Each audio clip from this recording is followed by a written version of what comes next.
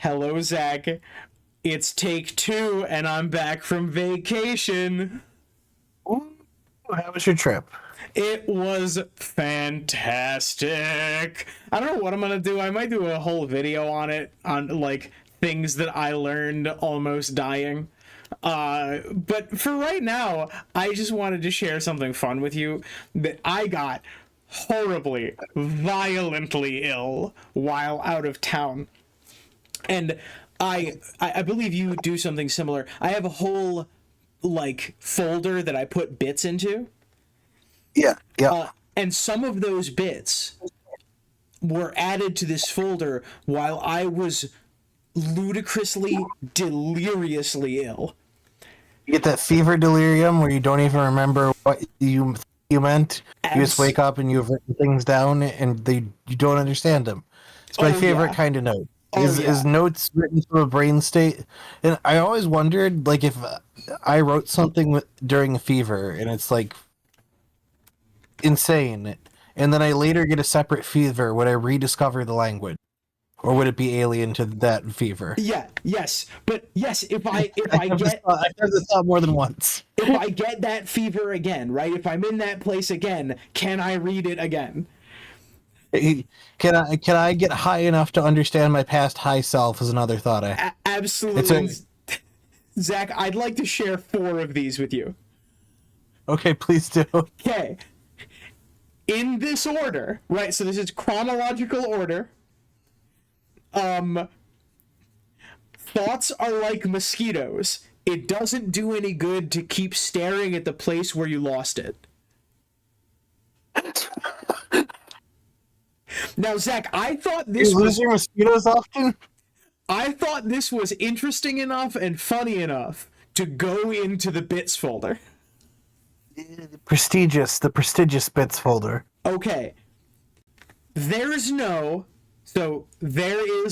hyphen. Sometimes I get my Notes Out app and I've forgotten the thing that I was supposed to write down, and then it flutters away. We continue. It's like a food. I can't describe the food, but I do know what it smelled like, and this joke smelled like a 6 out of 10. Incredible.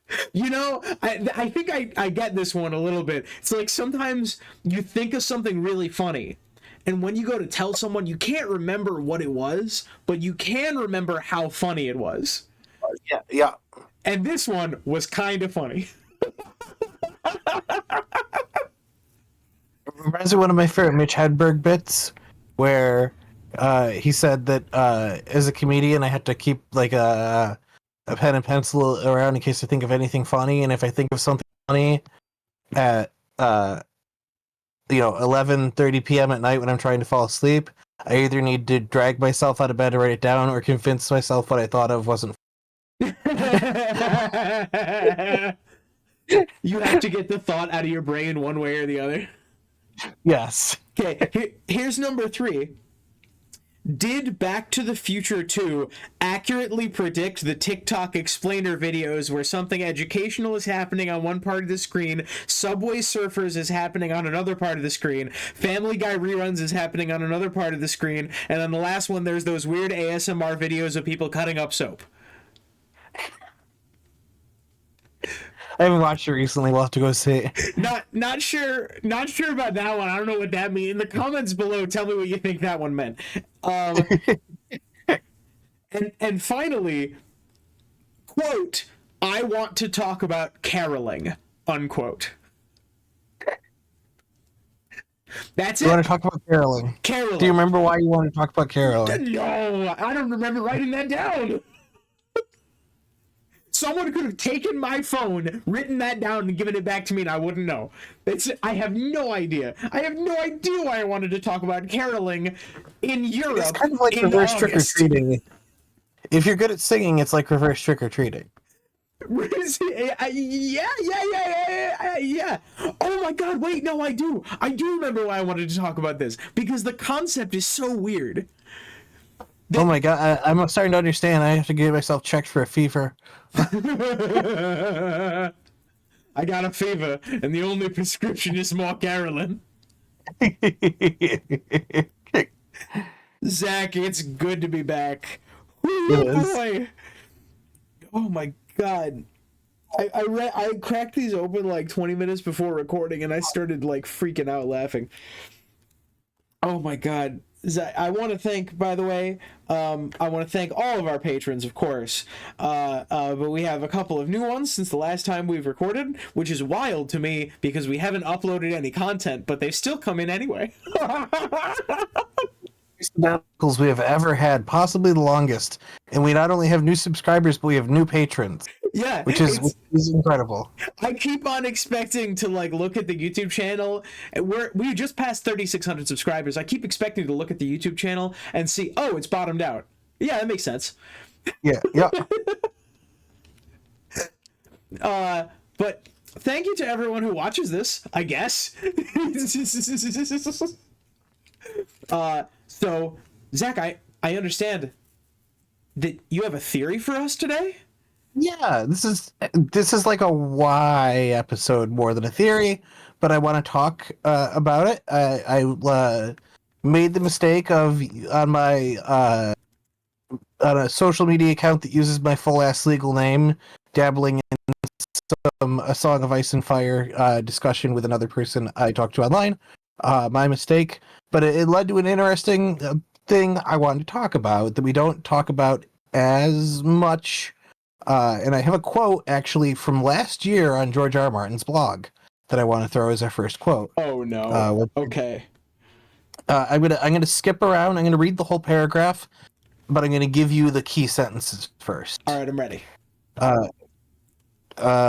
First sentence you need to write down: a lot of my readers think that Braavos was inspired by Venice.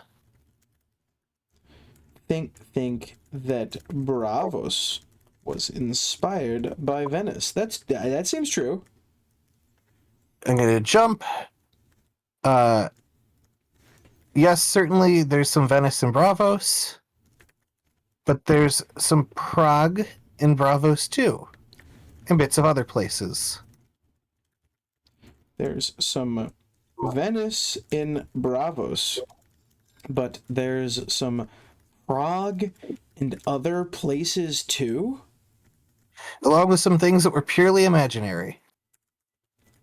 Along with some things that were purely imaginary.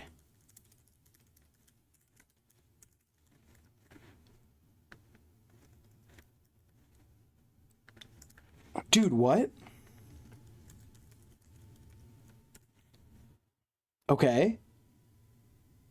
I'm gonna read the whole paragraph here. You don't need to write it all down. Okay. A lot of my readers think that Braavos was inspired by Venice because of canals, of course.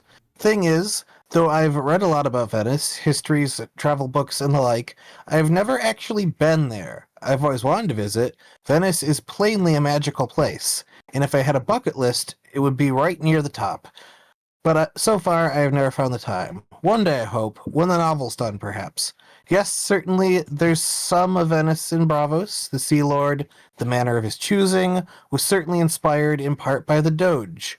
But there's some Prague in Braavos, and some bits of other places, along with some things that were purely imaginary.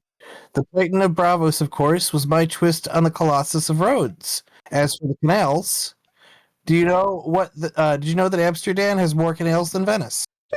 And then it's about his trip to Amsterdam.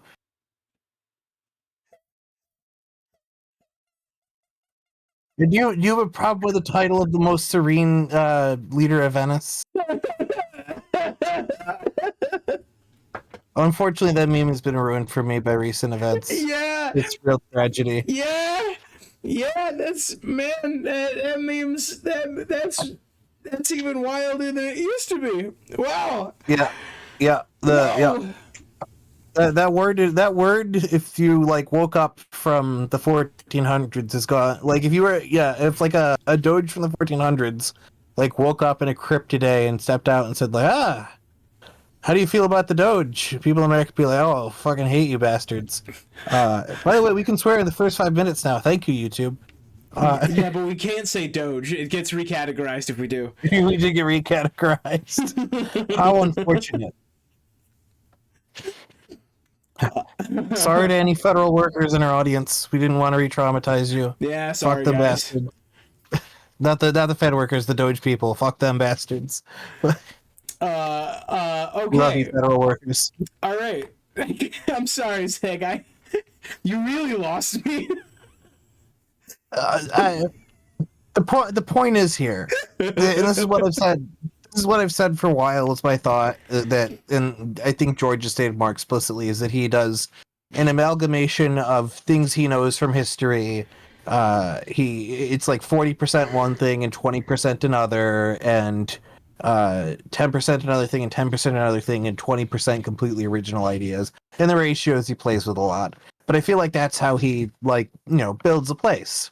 And Braavos is fascinating on the places that we know. It's very unique, and I wanted to talk about that because somebody said that Braavos does not make sense as a 1-to-1 Venice analog, and I agree wholeheartedly. It could not be a 1-to-1 Venice analog, but I want to talk about the different things in Braavos and compare it to history. Talk about some of the time period stuff of what we consider medieval Renaissance, history in our world, how the powers of those eras worked, stuff like that, and just suss out the stuff that is historical. But I also want to talk about it because I feel like Braavos is a city that does not work without magic. And then he says in this quote, he says that Venice is a magical place. I forget the exact word. Venice is plainly a magical place.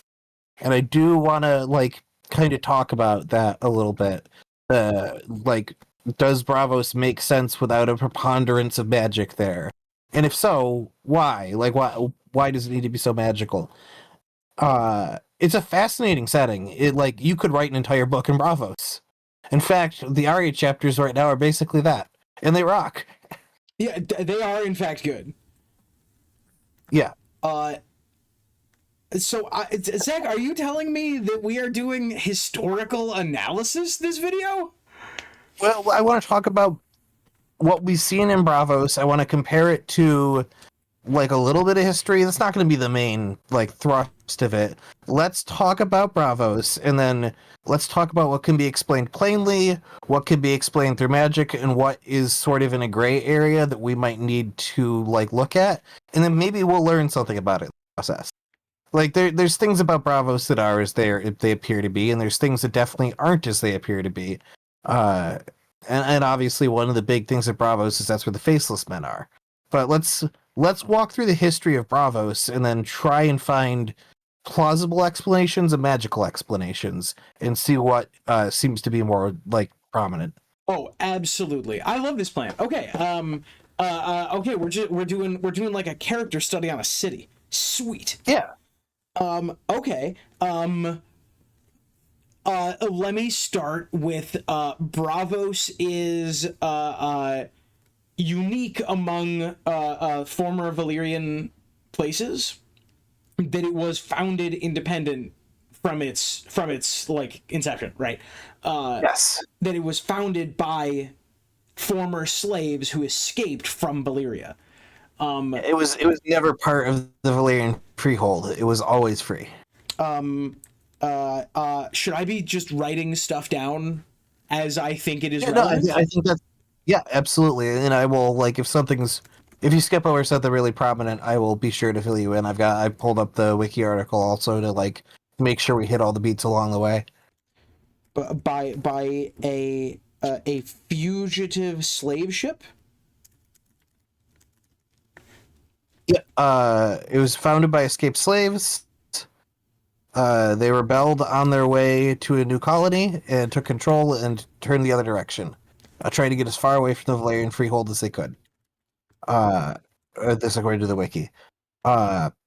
We don't talk enough, by the way, about how that is extremely cool. Yeah. They made up the founders of Braavos made a pact to outlaw slavery and have no state religion. I don't see that here, but no one in the city will be a slave, thrall, or bondsman was the first law of Braavos.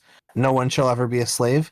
I also do want to point out that when they found Braavos, when they landed there, it was a location that the Moonsingers said would be safe. They had predicted, a religious group had predicted that it would be safe there. Predicted the safe harbor of the founders. Yeah, that's a little Mormon to me. Like that's a little like That Joseph Smith, Mormon. right? Yeah. There's a land where we can be safe. Yeah. Huh. Okay. And of course, the idea of freed slaves from an ancient empire going to found their own place also reminds me of the ancient Jews a little bit. Absolutely. That's very Old Testament. That's really Exodus. Okay.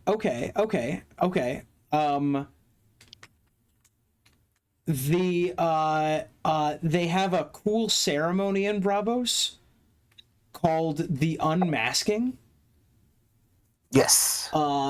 Which we, the audience, don't know anything about, but for sure is like gonna be relevant.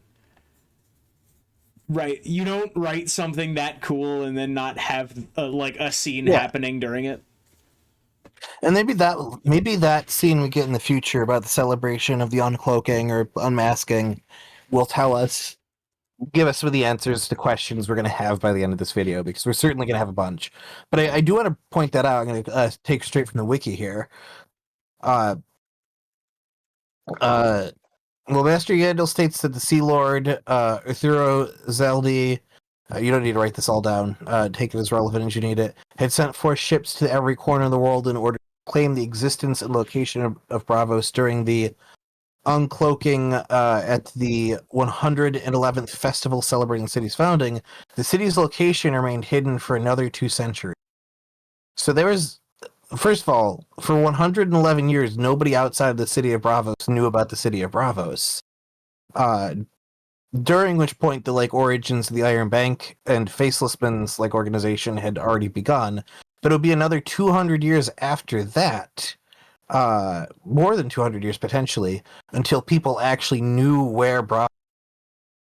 So there's a 300-year period where they're completely and totally isolated to the point that nobody even finds them. Which is kind of nuts, because Braavos, it's not like it is, deeply inland or in a treacherous place or in a very small island.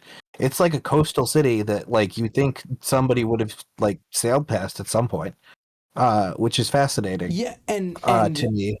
The thing that, unless I'm mistaken, the thing that makes Braavos money is their shipping. Yeah. And it's kind of wild that a shipping city stayed hidden. Yeah. Now, you could say that at that point they only made money from the Faceless Men, or they were subsistence farmers or something like that. But if they're having an annual festival for 111 years, things were pretty decent. You don't have a giant ceremony out in the open air if people are starving and war is aplenty, usually.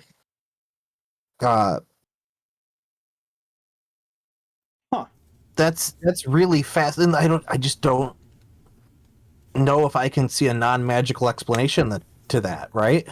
How do you hide a city on the coast of presumably a busy naval area? This is trying to keep an island of the Caribbean, not an island, a whole ass city in the Caribbean, not even that, on the coast, secret. All right, here we go. I have a piece of evidence for the conclusion that we have definitely started from, that we definitely want to be true, so we're going to build around.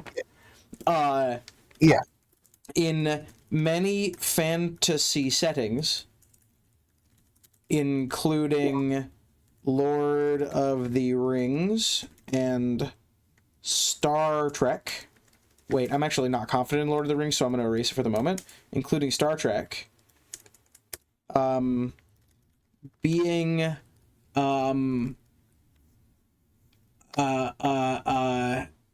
pseudo magically invisible is called cloaking. Oh yeah, yep. And we shrink. And Star Trek is good.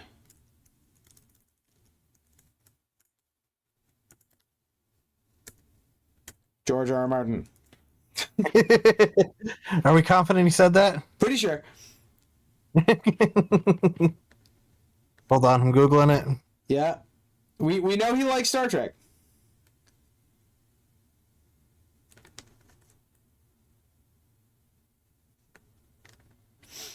Oh, he interviewed for The Next Generation. He was going to write. He wanted to write for the TNG. Yeah, it's writer's room. And he went to he was big into Star Trek conventions. I did not know that. Huh. Like, could you imagine a world where George was in the writer's room for all the 90s Trek? Oh my god. He got in with TNG, was there for Deep Space Nine and Voyager? Absolutely I can. Can you imagine those shows getting hornier? Holy shit. Yeah, and Bev Crusher already fucked a ghost. I can't imagine it getting hornier than that. My god, can you imagine the sex appeal of Patrick Stewart going up? Whoa. Let's get him on Picard. Unfortunately, no, he's got stuff to do. Yeah. Okay, George. Here's what you need to do: finish both the books, and then let everybody, let HBO do whatever they want with the shows, whatever. You need to write as much Star Trek as you can between now and your 100th birthday. Live to 100, live to 102. Be old. You've earned it. But I need you to go to Paramount and be like, how much Star Trek can I write, and how horny can I get it? Let me take this one step further, okay? If we have anybody in the audience with connections at Paramount, I have a favor to ask, all right? I want you to go to their contracts division, and I want you to secure a writer's contract for George R. R. Martin on one season of a Star Trek show of his choosing, on the condition that he has to publish The Winds of Winter first. You can write whatever Trek you want, George. You just have to finish Winds. I'm very serious, George. I want you to write Star Trek, but that is where I draw the line, okay? you got to get at least one more book out. Just give me another book, and then you can write all the Star Trek you want, okay?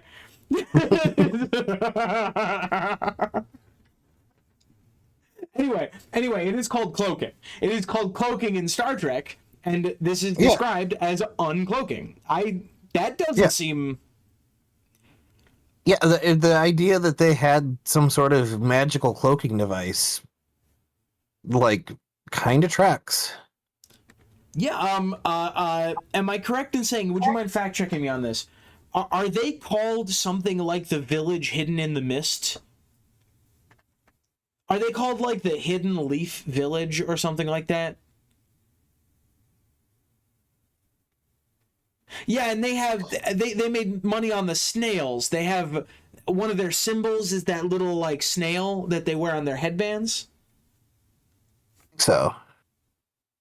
Yeah, the Hidden Leaf. Oh, its nickname is the Secret City. Yeah. Oh damn. Okay, that's fine.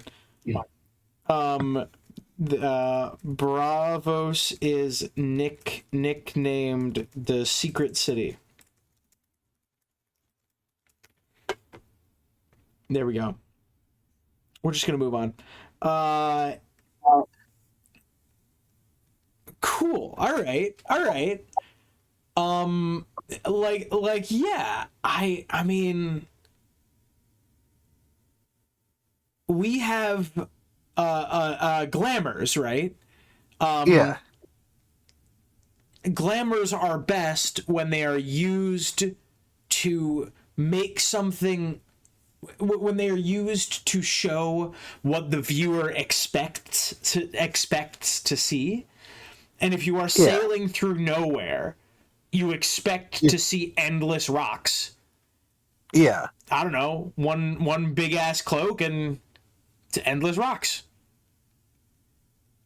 However, there is a more scary sort of reality to this. If you want to keep a city secret, you are unable, like, it's not possible unless you actively prevent people from leaving with knowledge of you. That's the other thought, is that, like, if a boat does find them, they just killed them for 100 years. The other thing is that Braavos is the city of 100 isles, a lagoon of a bunch of different connected, like, and that's where the canals come from. They raise the water, they lower the water, they cut through the islands, stuff like that. It's like built on a swamp. It is like in the same way that New York is a city across multiple islands, or at least one island and one part of a bigger island and a few smaller islands that only a few people live on. Like, this is a bunch of islands that are all connected into one big city. But, like, I feel like that's still, like, people who are gonna see a bunch of islands there might get curious and sail through still. Like, it feels like for 111 years nobody got curious, right? Nobody saw, oh, there's a shit ton of islands here. I wonder if any of them have something really cool. Because that would be me. That would be me if I found an area with hundreds. I wonder if any of them are really cool. Okay. Yeah, I agree with all of this, and I wanted to make a joke about which part of Braavos is Staten Island, and and I have some, like, real tinfoil nonsense to say. How do I phrase this so it sounds the least, like, crazy?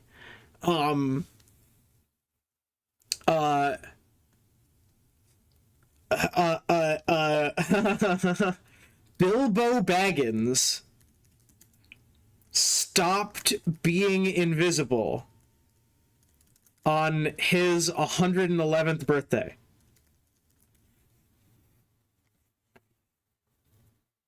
Wait, you're totally right. That's some tinfoil shit right there. No, yeah, the ring that allows him to become invisible, which he had kept for a large chunk of his life, was taken from him on his 111th birthday. You could describe that as a decloaking. He was no longer able to cloak. It's a similar way to being declawed. You weren't actively using it, but, like, your claws are gone. Your cloak is gone. Fascinating. Can we come up with other lines of comparison between Bilbo Baggins and the city of Braavos?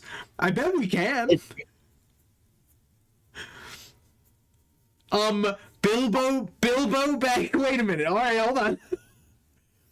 Bilbo Baggins has a famous item which forewarns him of coming enemies. Okay, wait, hold on. I looked up the Unmaskings article on the wiki, and there's some weird shit here. Okay. At midnight on the 10th day, the Titan of Braavos roars, and all celebrants and revelers remove as one.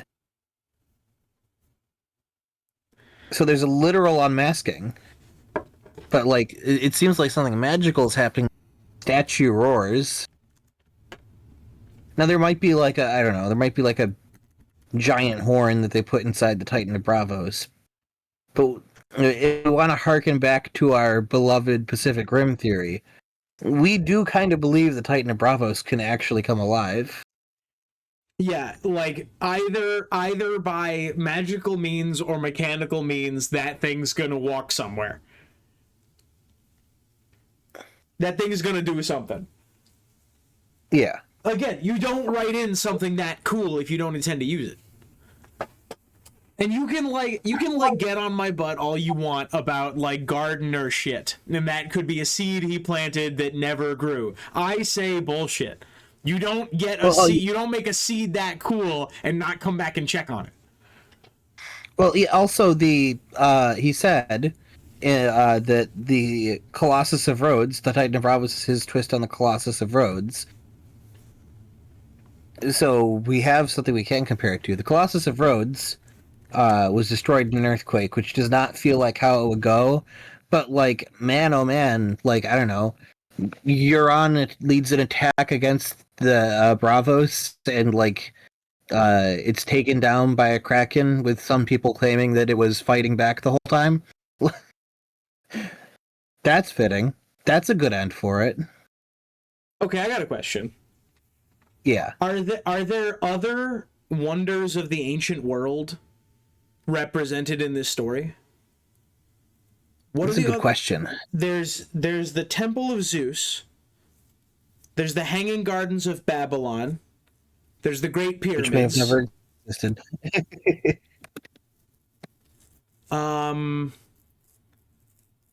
What are the Mausoleum at Halicarnassus, the Temple of Artemis, the Lighthouse of Alexandria. The Lighthouse of Alexandria is pretty straightforwardly the like tower in Old Town, right? Shoot! Yeah, absolutely, 100%. Okay. Mausoleum at Halicarnassus. Is there a great mausoleum anywhere in the series? I feel like we would know. That seems like the kind of thing that would be referenced. Yeah, I feel like we would know also. Maybe in not. the comments below, your homework assignment, find a parallel for each of the seven wonders of the ancient world. Yeah, I think that the High Tower is a really good lighthouse of Alexandria.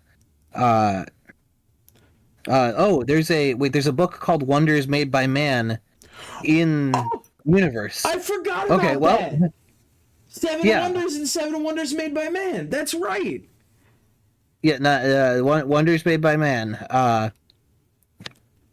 Yo, I learned, by the way, that a lot of ancient wonders in like Greece and the Greek islands we only know about because of one dude's travel blog.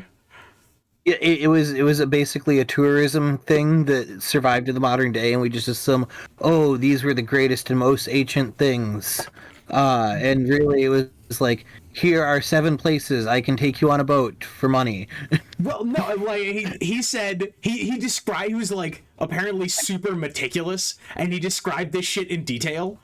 Yeah, he was a very nerdy travel writer, and we assume that the things that he wrote about were correct because he describes specific things like the city of Olympia that is now ruins. He describes it like to within a square meter. It's really specific. Anyway, sorry. I promised myself that I wouldn't be that asshole who comes back from vacation and keeps talking about it. But I am that asshole. I'm sorry. I apologize. In the comments below, pitch more ancient wonders. All right. We can then have a long discussion later as to whether the Hanging Gardens of Babylon actually existed or not, which is a controversial subject. I don't know why we think they existed, but I'm unaware a guy of the wrote controversy about it also. in detail, and all the other things we do know existed. I think I think I'm a believer in that he was confusing it with another garden, which is documented. But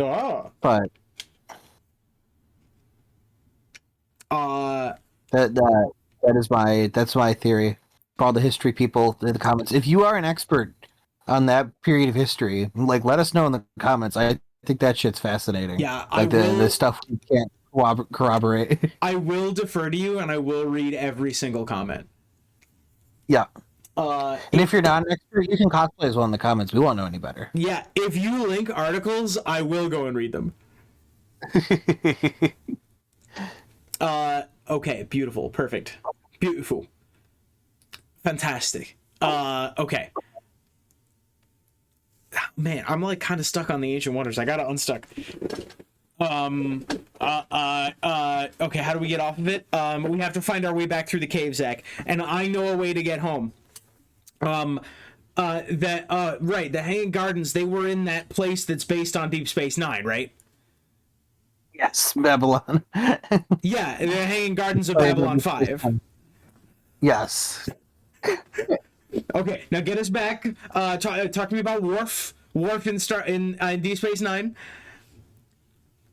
Worf he fights for honor, but also Starfleet, which are can be competitive sometimes. All right, and Jamie's horse is named Honor, and we're back. We're back. All right, we're back. And we're back.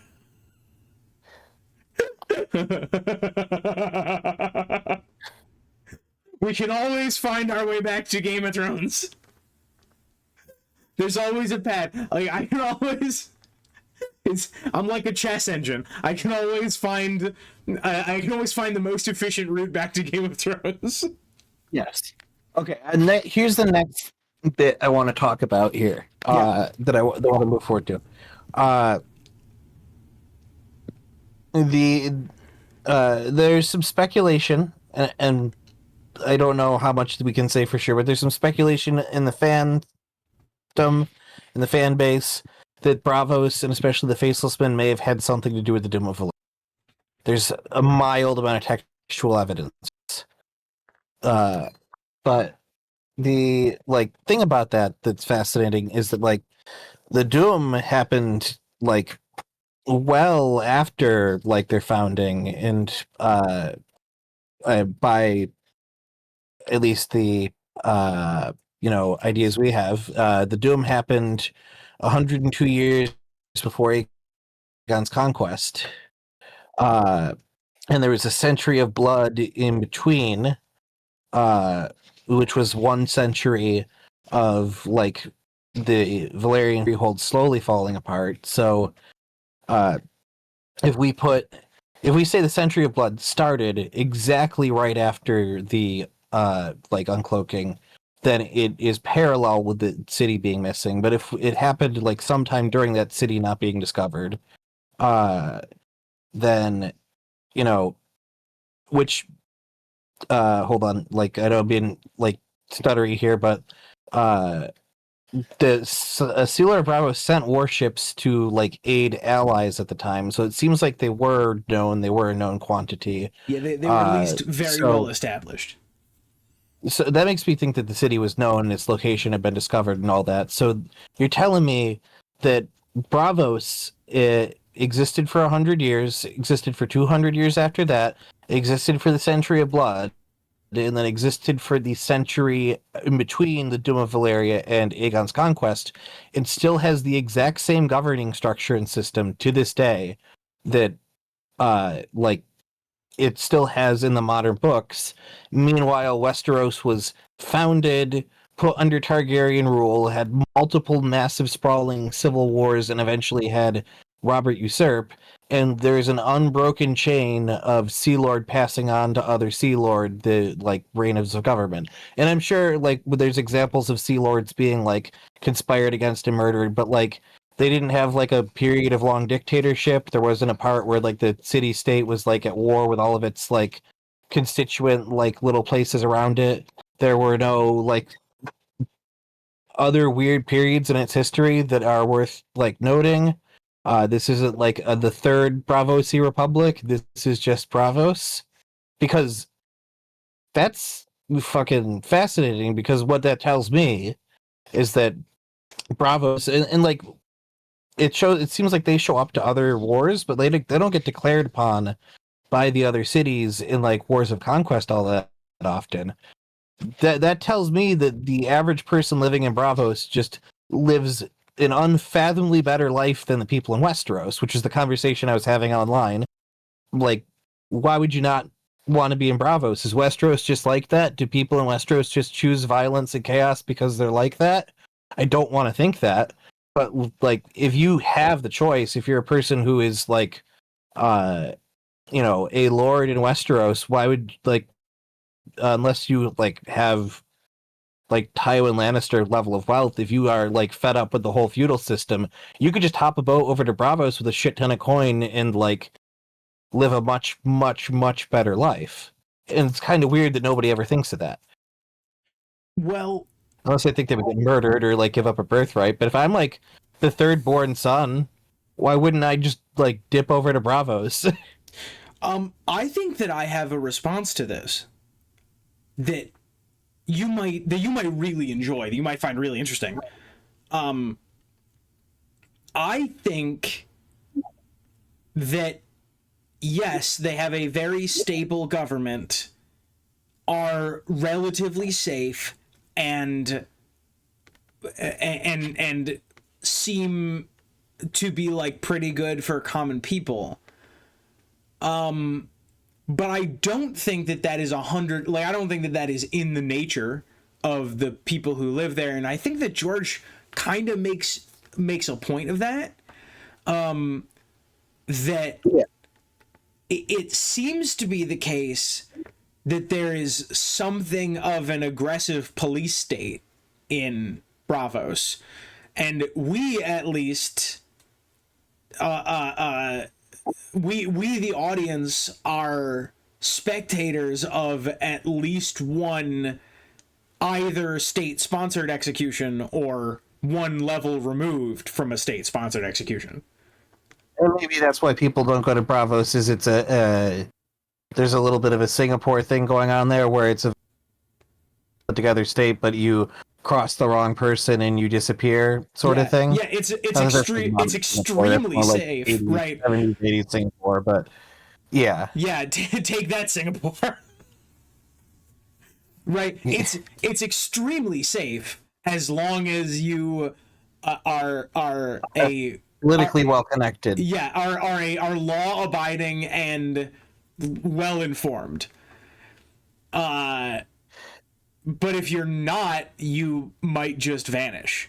Like because the faceless men are in essence like I don't they are like a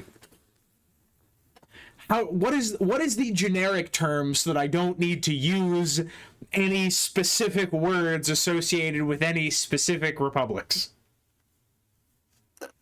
Secret police. There it is. Thank you. They can function as secret police, basically. That's true. Yeah, like functionally, like they are very interesting, right? They are extremely. They are fascinating to talk about. They are spies, basically. But they are also a shadow government with carte blanche to kill anybody they want. And there does not, at least as far as we know, there does not seem to be any oversight, at least no oversight below top level government. And then this is what I wanted to crack into was like how much of this is magic and how much is circumstance. Because a like place with a ton of government stability like could be for like reasons that they built up good foundations, but it could also be that like every threat to the establishment like drowns in their soup 30 minutes after declaring their friends they're going to raise an army. Right? Yeah. So I think what I'm coming around to is that I could write a history of Braavos that is very different than the public history, but I could write a history of Braavos that could cause it to be the way it is socially, politically, and economically without involving any magic. I think I can do that. Yeah. Unless there's things that I'm forgetting, right? Like you can make Braavos extremely safe. make your citizens extremely happy and compliant, by making them rich if you like them and disappear if you don't. Yeah. And that does not necessarily require magic, but it is aided by the fact that we know there are magic face changers there. Yes. It becomes really easy to be like assassinated when somebody who you trust implicitly is not who you thought they were. Mm-hmm. Yes. Everyone is playing a game of Among Us all the time. Right? They have to be. No, right? Yeah, they must. We the outsider to Braavos. Oh, go ahead. The other weird thing about Braavos, and this is another thing I got into online, is that the Iron Bank does not function like when you look at how Venice made their money. Like they did not make out massive government loans to other kingdoms. Like the idea of a massive governmental loan is like very post World War II. It is a shockingly modern idea. But that is how they get a ton of money. But I argued that, like, and this is maybe what like we're figuring out here. I don't think they actually get all that much money from taking out the loans. I think what they get is leverage and inside knowledge and the ability to sit down and meet with really important people, because a member of the Iron Bank is able to walk right up and talk to Stannis Baratheon in a fraught political situation, right? Like they know Stannis' exact location. They know how many men he has. They know what his political situation is. They know who he has to ally with. They know that he is like working with the wildlings. They know his rough plan to conquer Westeros and the like likelihood of it succeeding to some extent. That is hugely valuable information if your plan is to influence global politics and like keep your own land peaceful and like well off, right?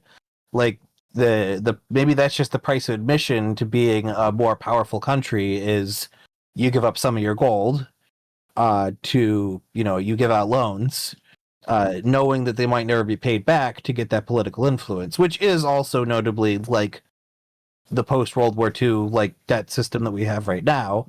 But maybe that's easier when you have like a magical spy network that is better than anybody could have imagined the medieval period because of magic, right? Yeah, maybe exactly. That's how it makes sense. Dude, I'm like, I don't like this video. I'm like talking myself out of liking Braavos.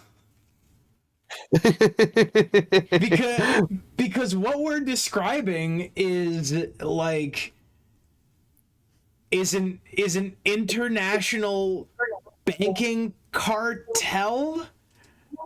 Well, and this is what somebody was coming back to, was that if you try and whittle Braavos down to what it does, it almost reads like a conspiracy theorist wrote it, right?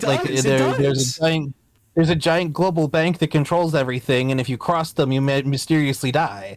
Like that comes off as like, whoa. Hold on. First of all, that is a conspiracy theory straight from the 90s. And second of all, there are some groups of people that I think you probably have bad opinions about. Oh my god. Wait, Zach. And all of these are controlled by a small number of elite people called keylords. Keyholders. Yeah. It gets if you like take that straight up, it gets real anti-Semitic really fast. Whoa, yeah. This is crazy, dude. What is this actually, it's if you take it that literal, but like I feel like I'm trying to find a magical explanation that is they control everything for like that purpose, like to control the world. I'm trying to not take it to because then like if you say Braavos control the world in this, if you believe all this, that would literally be true. But I don't think they're that like the Braavos control the world in such a fashion, right? Like I think that's too reductive and like not the sort of stuff that George writes, right? George writes worlds that are complicated and nuanced, and like one singular person could not just wave a magic wand and like cause things to happen. But at the same time, he has made Braavos this like real heavy hitter that is we've just had Braavos described. It's a dismal bunch of rocks with rain, with like a population that is maybe comparable to one of the major cities in Westeros. Like I would certainly think the King's Landing has more people than Braavos. can certainly sustain more people food wise. So how are they so powerful? And yeah, my question is why, both in universe and out of universe, why? We talk about this a lot, right? Yeah, this is what we've come down to. This is the why episode, isn't it? Why yes. Put this in? Like, what is the purpose of this narratively? Because it's made more complicated that we, the audience, know literally. We are familiar, at least, with literally zero Braavosi characters. None of them. In fact, the only like Braavosi adjacent characters we know are like Littlefinger is of Bravo origin, and he is a financial schemer himself, who murders people. He has adopted qualities of Braavos, the city, in his like shit. Persona. Wait, never mind. We'll come back to that. If you want to make the pitch that Peter Baelish is a secret Bravo agent, I'm here for. This does not make the comparison any less conspiratorial, yes, because that's pretty bad. Okay. So the people that we know from Braavos are like Jack and Hagar and like the Kindly Man, right? Yeah. And they are not characters. They are I don't know. They are kind of plot devices at this moment. They are obstacles for Arya to overcome and interact with. They may become characters, but right now they're certainly not. Jack and Hagar is a character for all of 4 sentences. Yes. After that, he is a plot device to pull Arya in the direction her character needs to go. And for the extent that he is a character, he is literally a tool. He literally describes himself as like the thing he must do. Arya must use him 3 times. She is compelled. He is compelled to help her. He is literally being almost controlled by the plot. So let's assume that this. Let's take the Kindly Man loosely at his word, and assume that the ultimate goal of Braavos is to eradicate slavery, like globally. Yeah. Which would make sense. Like if they are what they're doing is a extreme version of the first law, right? And also like I think it's calling the first law also brings Asimov to mind a little bit to me. And if we talk about iRobot, it's the like, do you take a maximalist approach to your laws as they're written when you're an AI? And if you are like building a city on a philosophy, what's the maximalist approach to ending slavery? Because if it's destroying everything that resembles like anything close to it, if it is like making sure that any place that like has slavery gets destroyed, they are like, at once they have built the most powerful tool to possibly do that, and also at twice there's still a ton of cities. Like Daenerys is doing a better job destroying slaveholding cities than Braavos is. Like they've had all the time in the world. They've existed pre-Westeros, and most of Slavers Bay has slavers. This is one of the arguments against Daenerys as a character that I think is quite interesting. That she is being used as a demonstration of how not to enact political change. She is brute forcing political change, and Braavos, you could argue, is trying to enact the same political change, but like through espionage. It's really hard to not look at Daenerys' chapters through the lens of like. I was about to make it worse by saying it's really hard not to view Daenerys chapters, especially the later ones, without the lens of the Iraq. Like it's very clear George had opinions about it. In my opinion, in my reading books, if you read it with that in mind, I like that George was an American experiencing the Iraq War. That's a good take. That's a good take for the book that came out in 2011. That's a very good take. Yep. So maybe like, I don't know, writing works in threes. So maybe this method of eradicating slavery, right? This method of social change doesn't work. This method of social change doesn't work, which may be demonstrated by like Braavos becoming a surprise antagonist, right? Where they are attempting like a global annihilation of this way of life. And this, perhaps both of these are criticisms of those two perspectives, and we will see a third that George supports, perhaps. And honestly, this all works a little bit better if we're supposed to learn something from Braavos, and if they're fallible, and we're supposed to take a lesson away from their way of doing things. And that's what's so fucking hard about this, right? That's what's so tough about Braavos, is that we know so little, and it's really hard for me to imagine like getting character perspectives from within them, because look, we don't have any. We don't have any inside. We don't have any potential eyes inside. Yeah, and then you look at like the places like Venice was like a big merchant place with like some like internal like political scheming, but they weren't like exporting that out to the world so much. Prague was like a very important political city in the context of if you look at Prague, like the Holy Roman Empire, it was hugely important in that context for sure. But like yeah, like where is the like, you know, basically CIA training camp that is the magical heart of the city? What's that in comparison to? Like the only place, like, you could call it the KGB, you could call it the CIA, you could say it's a Moscow parallel, you could say it's a DC parallel, but like we don't see it that much. Like they're running it like a police state, like, as you say, like any threat to the establishment in Braavos don't live that long. I just struggle. Like I'm kind of seeing the point of the person I was disagreeing with now, more so.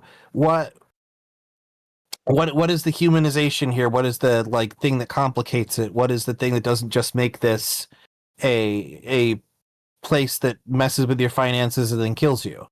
Like, obviously they have an ideology, right? They have an anti-slavery ideology, one that I think we as the audience know George supports. George says that the slavers are some of the most worst and horrible people in his narrative time and time again without having to tell us that directly. He shows, he doesn't tell. But what we've seen of Braavos does not seem like it's a noble, fantastic society either. Huh. What a cool discussion this is, dude. What a cool, interesting discussion. What the fuck is going on with Braavos? From a writing perspective, what is Braavos besides a CIA training camp for Arya? Yeah, because we, the audience, see it as like a super cool, pretty I don't know, like socially liberal, anti-slavery like haven, right? If you tried to describe it in objective terms, it seems like, I don't know, pushing scary, right? Because they have it gets full conspiracy. If we had not seen it ourselves, if a random character told us that Braavos is the most financially powerful institution, and they have a secret society of people who can change their faces to kill you for political purpose, you would assume that person was not only a conspiracy theorist, but racist against people from Braavos. Yeah, everything I said about Braavos is true. Yeah, but the narrative confirms it multiple times over. Strictly speaking, it is correct, and this is what separates this from a conspiracy theory: is that actually is what Braavos is. There are no places like that in real life. George R. Martin sure wrote one in his book. Yeah, this is not a theoretical thing that's happening on podcasts that are worrying when you hear that your friends listen to them. This is like a real thing. This exists in the world, and they don't seem to be all that shy about it. Which is also worrying. They're not shy about it, Zach. They talk about it all the time. Everybody knows. Robert Baratheon talks about hiring faceless men. Yeah, he talks about it, and then like the Mad King wants to destroy Braavos, I think. Like he wants to burn it to the ground, and seems to be aware of how full and important it is. And like the Iron Bank, like it's mentioned a ton, and the fact that it's able to control, like, it's not all of the crown stats. A lot of that goes to Casterly Rock as well, but like a serious amount of it's to Braavos, and they can take on that debt no problem. They have a reputation for state destroying. Right?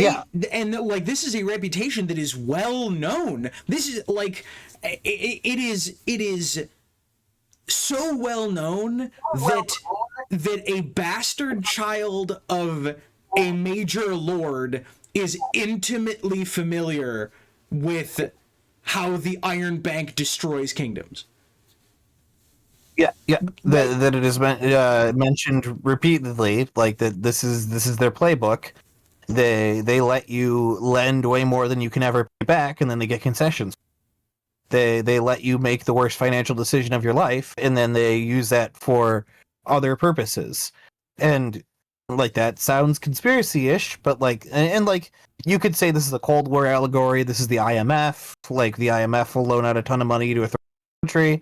That country will then never be able to pay it back, and the IMF like gets influence. That is also a little conspiratorial. That's like a very uncharitable read on the IMF, obviously. But like that like is post World War II. That's Cold War. That is stuff George was alive for. It's weird that it's in a fantasy setting that's very medieval, and it's also weird that there's no competing power, right? Like in like a world where global influence is being fought over. That makes sense, but who is competing with Braavos for influence? Who's the other major power trying to make sure that they have like a sphere of influence in, say, Westeros? Holy shit, you're right. Oh my God. There really isn't one. I hadn't even thought about that. What's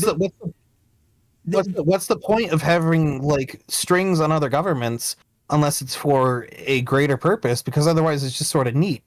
Like yeah, it's like if you're trying to like destroy slavery, I can see it maybe, but like that's the really uncharitable read. That's a good turn of phrase. That is the really like cynical read on this. That this is an incredible way of making a preposterous amount of money. Yeah, but like I don't know, like George in the books just painted them as like kind of positive, right? They're kind of chill. Yeah, if they're goal is to subvert like power, like why? First of all, you had the faceless men, right? Like you can just assassinate 10 leaders in a row, and anywhere will be in like trying times at that point. Like we could see what multiple succession crises in a row does to Westeros. That's literally what the dance was at the end, right? Like multiple leader is dead, multiple that's also the books right now. Like you have Robert dies, suddenly Joffrey does not live much longer. There is a war fought. Like faceless men should be really good for inciting civil war. You got to kill the right people in a feudalistic system, and it happens by default. Yeah, I mean, why do they also need that financial link? Right, that's the plot of A Feast for Crows, right? That like some asshole named Euron hired a foreign power to assassinate a ruling monarch, a contested monarch, but still. Yeah. Holy shit! Damn. Yeah. I hadn't thought we were gonna get there's so the other I hadn't thought that this was gonna be so Cold War, dude. This is nuts. Yeah. This is deeply Cold War, because that you had people assassinating people to gain power in the medieval times, but it was a lot more like how Robert dies is classic, right? It's a hunting accident, quote unquote. We wanted the next person in line to inherit, and we made sure that he went out and on a hunt and didn't come back. And that's how Sam's dad says he'll get rid of him too. You'll have a hunting accident. And if you want to get conspiratorial about Olenna Tyrell, her husband also died in a hunting accident. That's like poison wine, hunting accidents. Those are the classic rumors and myths and bits of history that did actually happen, but we don't know how much is exaggerated from the medieval era.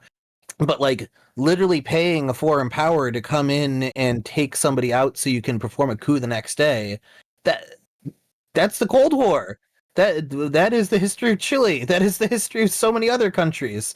Like that is so super duper Cold War that it's almost like it's almost ridiculous. It's in a like medieval inspired setting. But there's only one superpower, and nobody noticed. Yeah. Unless you want to tell me that in the 100 year in the years before the doom of Valyria, there okay, now I am way more on board with the faceless men cause the doom argument at the end of this. Yeah, because that is that we are in a post Cold War society, right? There was a Cold War between Braavos and the Valyrian Freehold, and Braavos won, and then also this becomes less problematic if you view Braavos a multicultural place based on a document that is, gives humans certain unalienable rights, and its capital is a weird swamp full of like spies. That is also America. That's a very uncharitable take on America, but that becomes less problematic, right? Like if literally Braavos is Washington D.C. and we're in a post Cold War magic world, right? That I'm less bothered by. Aerys Targaryen says we have to drain the swamp.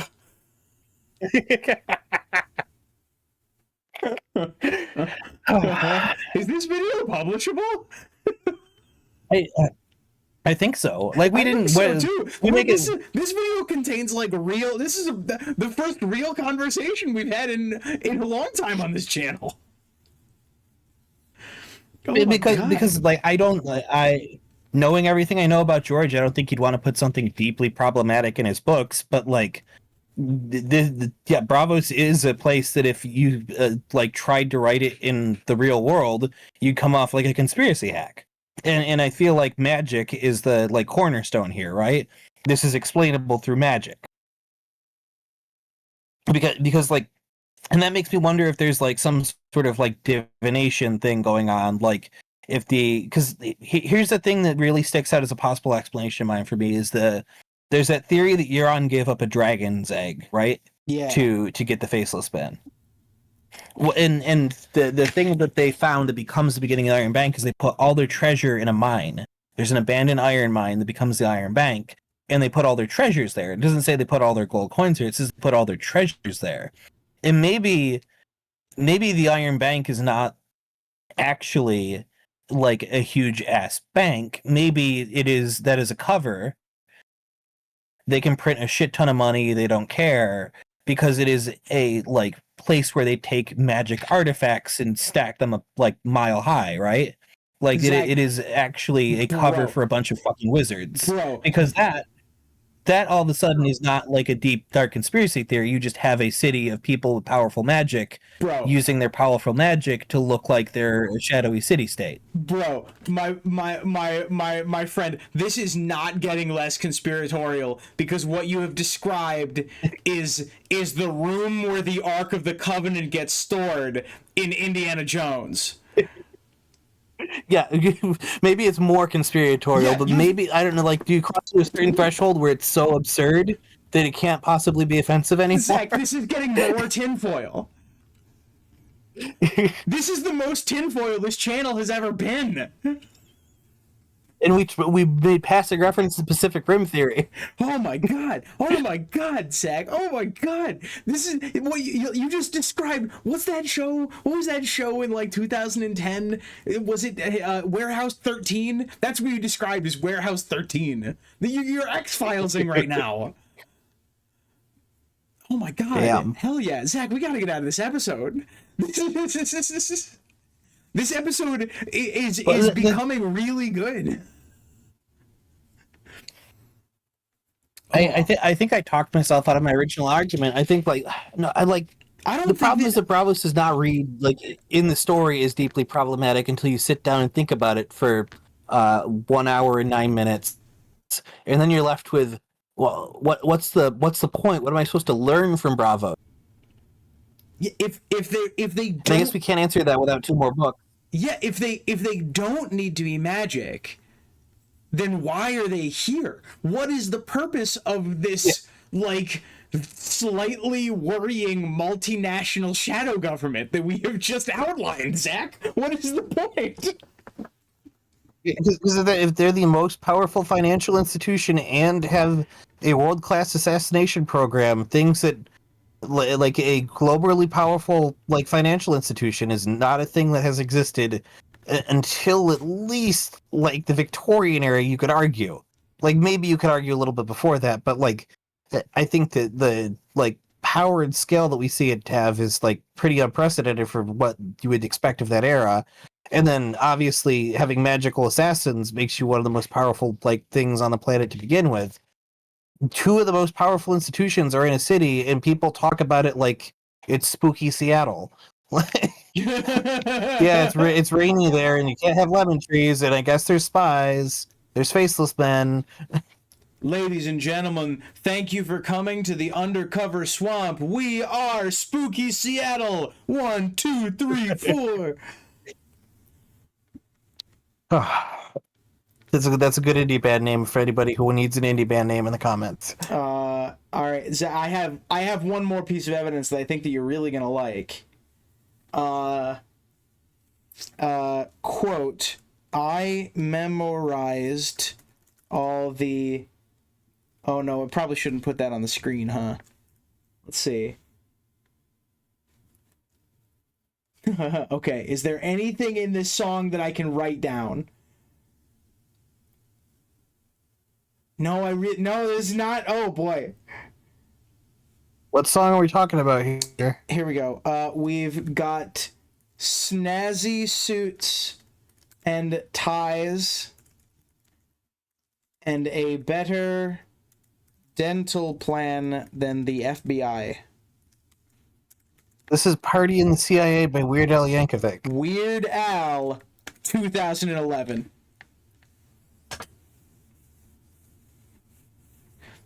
My man Weird Al, who I've seen, I think 4 times live, and will gladly see him again. 4 times live. 1, 2. Go ahead. Sorry.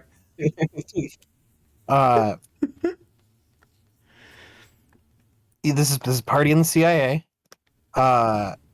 Are you about to assert that there's not a single lyric outside of that one right there that does not fit to the Faceless Men? No. No. The reason I had to keep rewriting is because there's a bunch of lines that I don't think that YouTube would be happy with me writing down in the video. You know, like that is true. Also, like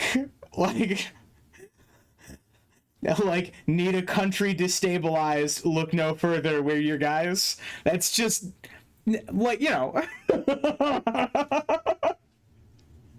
Does YouTube know this is a fiction channel? I sure hope so. Tapping in the phones like, yeah. Shredding the files like, yeah. We got black ops all over the world. Night bills with classified dossier. Yeah. Memorized all the enemy spies. I've got to neutralize today. And Zach, I don't think it's a coincidence that came out in 2011. You know what else came out in 2011? Dance the Dragons. You goddamn right. Weird Al was trying to tell us something. And goddamn it, we didn't listen. Yeah. Man, the comments of this video are going to be a disaster. Yeah, I mean, like we said, we are not real world conspiracy theorists, and there's a lot problematic in real world conspiracy theories because they're always begging a question, and when you like look at that question, there's something usually pretty gross that's being implied. And if that is the case, like I don't believe that's George R. R. Martin's intention here, and I'm trying to parse an explanation for why Braavos would be such a like. It's a shadow that looms over the government of Westeros. and you kind of get the feeling that if Westeros fought Braavos, they would fight a lot harder than like any other city-state, right? The books certainly portray it as one that could bring the fight. The only thing in history that I thought was interesting here that I didn't mention was that Braavos did try to send ships to try and stop Aegon's conquest from taking the Vale. Interesting. And it didn't work. And you could read them as just strictly anti-Targaryen, I presume. Like, yeah, I mean, like they are explicitly anti-dragon. Yeah, that is stated pretty directly. I don't remember who says that, but someone says we are Braavosi, we hate dragons, something like that. Like that. And then the Sea Lord of Braavos is that the Sea Lord of Braavos that gets 3 dragon eggs from Alyssa Furman? Oh, yes, it is. And then oh my god, and then the Sea Lord of Braavos sells them back to Jaehaerys, presumably at extraordinary prices. Yeah, it is thought. I don't know. Hold on. Did they get sold back? Yeah, they get them back. They get them back years later. Wait, maybe I'm confusing my dragon eggs. Or do they? Oh my gosh, I gotta reread the freaking World of Ice and Fire because they come back with a kid. Was this? The Sea Lord denies having the eggs, but agrees to reduce the Iron Throne's debts in a negotiation. Presumably, reducing it the price of 3 dragon eggs in his mind. I'm sorry, we've already got it cataloged in our Indiana Jones warehouse. We can't get it out. The paperwork would be a nightmare, but we'll give you cash. Yeah, we'll give you compensation. You need a quickie confession? Start a waterboarding session? Zach, that's gotta be our show, right? That's gotta be it. I don't know where else we can go with this. Below, if you like, I guess that makes sense. Like, if the dragon eggs are like being stored magically, maybe. But then if they have Euron's dragon egg, they just have a clutch of dragon eggs just hanging out in Braavos. They also have super camouflaged spies who could, in theory, swap the real dragon eggs for fake dragon eggs near the end of the Targaryen dynasty. Yeah. So they could have oh my god, if hero of the common people and killer of slaves Daenerys Targaryen ever has negotiations with the Iron Bank, she could find herself in possession of like 15 real dragon eggs. This is not something that had ever occurred to me. Like, at most, we, the fans, have assumed that there will be at like maximum one, maybe one more dragon. Yeah. But if there's a bunch of eggs, like, just sitting there that are all good and ready to go, they could be hatched, and there could be, like, a scene similar to the dragon seeds, right? And am I correct in saying that Daenerys' dragon eggs made their way to her through Braavos? It's possible. The chain of custody on them is really not well. Okay. It's speculated upon, but we can't say for sure. Damn. This is a cool video where we just like talk about a city. I like this.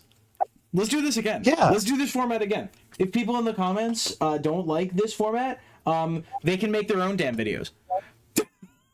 Well, this is fascinating. Like, it's way less memey than our usual video, but we're still have the idea.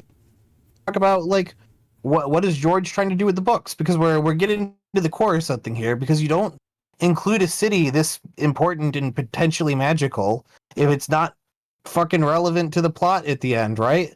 Like, if the only purpose is a background for Arya to become like a CIA person, why not just have like a secret organization of faceless men that's in Westeros, so she doesn't need to go all the way to a foreign city and learn it that way. Why would you play? Also, like, wait, Sirio's a Bravo, right? Oh yeah, I forgot about him.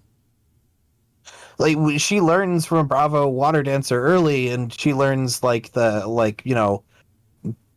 weird secrets of the city and stuff like that. It was a seed planted super duper fucking early in the story. Was Arya's connection to Braavos? Why build up this weird, fascinating city if it's not going to be super duper relevant to the end of the books? Maybe we're onto something. Maybe there is a dragon cache there. Maybe there is like some like greater part in the narrative for Braavos. I think there's got to be, right? They're too cool.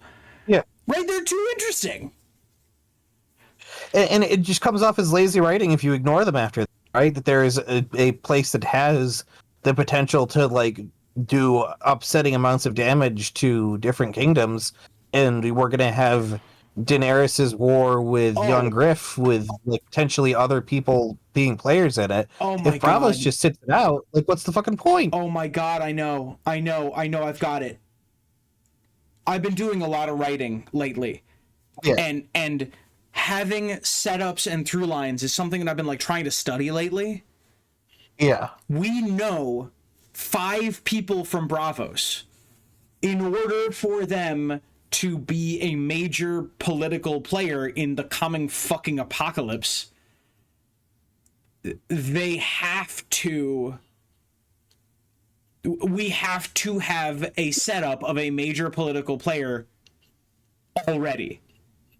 So one of those people and we the audience know the name of only one major political player in Braavos, and that is the Sea Lord. Syrio. Yeah. And what's his name? Out in fucking out with Stannis. What's his name? Tycho? They both have to be the Sea Lord of Braavos. I'm calling that shit right now. I always tell myself it's not Tycho Nestoris because I think that's the guy from Penny Arcade, but that's not the character from Penny Arcade. No, I think it is Tycho Nestoris. That has to be. He has to be, Zach. Tycho Brahe is the one from Penny Arcade, and Tycho Nestoris is the one from A Song of Ice and Fire. There we go. Tycho Brahe is the name of a 16th century astronomer, fun fact. He worked with look Kepler. at that. Maybe they're both named after that Tycho. Wait, maybe they're both named after the same historical figure. Cool. Tycho Nestoris.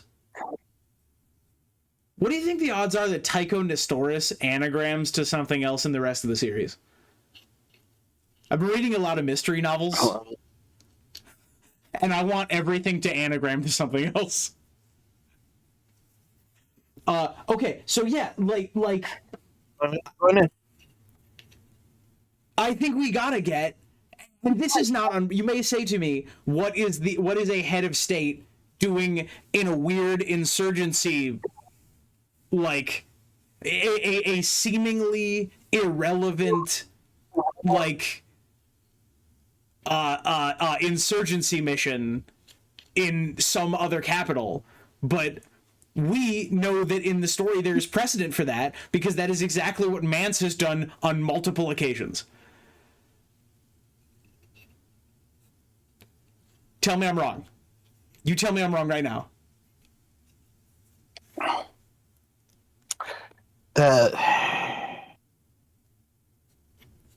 Syrio Forel. That makes sense. Syrio Forel is the Sea Lord of Braavos. I'm calling that shit this moment. And now he's back and he's Tycho. That would rock. That would rock, actually. Arya has been hanging out with the Sea Lord of Braavos this whole time. It is going to turn out that someone is going to face change, and it is going to be back to Syrio Forel later in the series. Because they have to be, if they are politically important, we have to have a sense of why. And the thing that absolves all this of being crazy conspiracy is that they've reached some level of magic that they can do like time travel brand shit, right? Like, Oh shit! if you reach the level of magic that you are like, if you're reaching the like god mode level of magic that you can do hacks bullshit, like it's suddenly the faceless men in the Iron Bank are just making the best strategic moves because they've seen the future. And then like Serial Pharrell shows up in King's Landing to sit there and wait for Arya Stark to arrive so he can plant the seed because they've seen the future and Arya is a necessary part of their plan. This is also weirdly back into Star Trek. This is Captain Sisko too, right? Like they needed Sisko to exist, so they made sure he did. And they didn't know why they needed Sisko because they're viewing things non-linearly, or the prophets, if you want to call them that. But like that kind of tracks, right? Like if they get to a sufficient god mode level of magic, it's no longer a conspiracy. It's no longer they are like this deep shadowy organization. They are following through a prophecy at a certain point. Like maybe Bran is not the only one who is supposed to be seen in like some sort of like post-human semi-god sort of view. Maybe Arya is supposed to get there too, where Arya is 1,000 and nobody.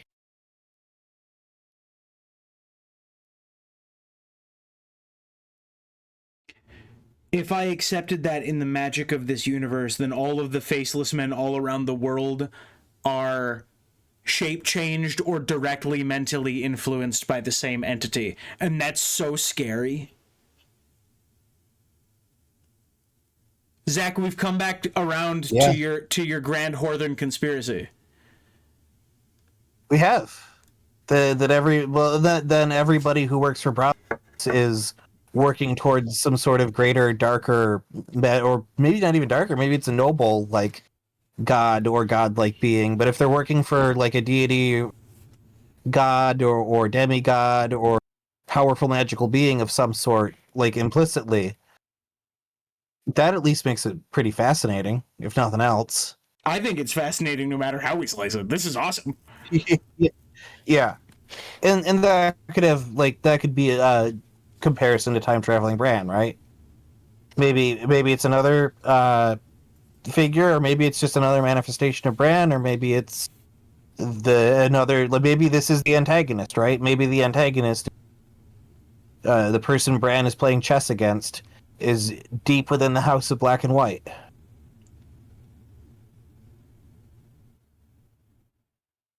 Jesus, that's so good. Zach, we gotta get out of here. We do. That's gotta be the show, because I need to process this. Do we need like a follow-up to this video? We might need to do a discussion stream afterwards, honestly. Yeah, let's do it. All right. Two things of note here at the end of the video. We are going to try to return to our standard posting schedule. Please bear with us. Work is hard. And Zach, can I please model the thumbnail and title after conspiracy theory videos? Can it be like The Worrying Truth About Braavos? Can you get the Ancient Aliens guy in there and say I'm not saying it was faceless men? Oh yeah, but it was faceless men. Yeah, absolutely. Yes. We're not gonna have the thumbnail is gonna have nobody from Game of Thrones. It's gonna have that guy. Well, we're gonna attract the wrong audience there.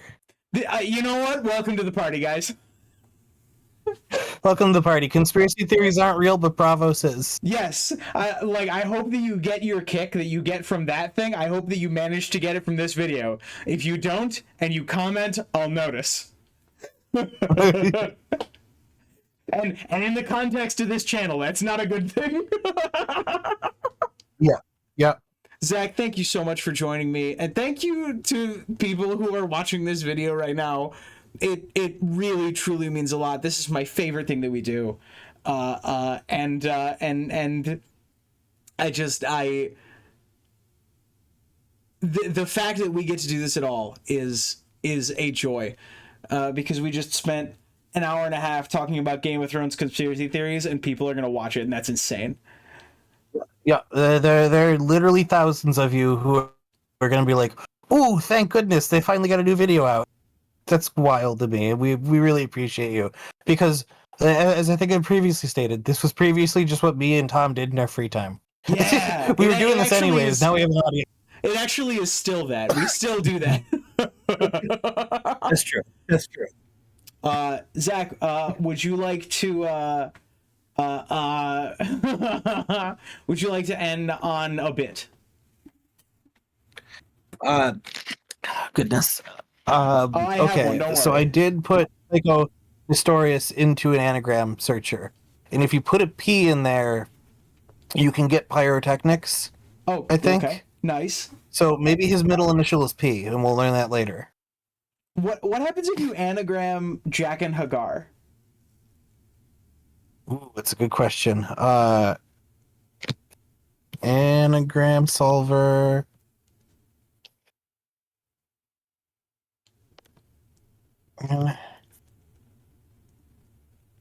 Jack and Hagar.